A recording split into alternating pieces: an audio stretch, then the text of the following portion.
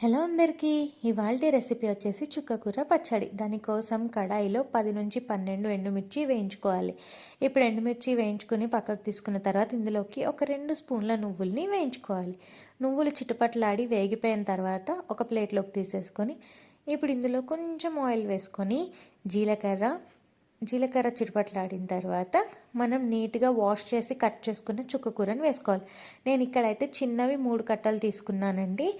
So వాటిని వేసుకొని ఒకసారి కలిపేసి మూత పెట్టి మగ్గించుకోవాలి. సిమ్లో పెట్టుకోవాలి.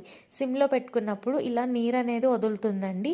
ఇప్పుడు మీడియం ఫ్లేమ్లోకి పెట్టుకొని ఆ వాటర్ అంతా ఇంకిపోయే వరకు మనము చుక్కకూరని అయితే మగ్గబెట్టుకోవాలి. ఇప్పుడు మిక్సీ జార్లో వేయించుకున్న ఎండుమిర్చి, నువ్వులు అలాగే కొంచెం ఉప్పు వేసి మిక్సీ పట్టుకోవాలి. నేను ఎండుమిరపకాయలు కొన్ని పక్కకు పెట్టుకున్న కారానికి సరిపడా వేసుకుందామని. తర్వాత అది మిక్సీ చేసుకున్న తర్వాత మనం వేయించుకున్న చుక్కకూర కూడా వేసుకొని మెత్తగా పట్టేసుకోవాలి. రోల్ ఉంటే రోట్లో దంచుకోవడానికి ట్రై చేయండి. తాలింపు కోసం కడాయిలో కొంచెం నువ్వుల నూనె వేసుకొని వెల్లుల్లి, శనగపప్పు, ఆవాలు, జీలకర్ర, ఎండుమిర్చి, కరివేపాకు వేసుకొని కొంచెం ఇంగువ వేసుకొని పోపు రెడీ అయిన తర్వాత ఇందులోకి మనం నూరి పెట్టుకున్న పచ్చడిని వేసి ఒక్కసారి కలిపేసుకోండి.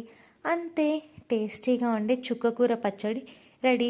గోంగూర పచ్చడికి ఈక్వల్గా ఉందండి టేస్ట్ అయితే. ట్రై చేసి ఎలా ఉందో కమెంట్ చేయండి. బాయ్.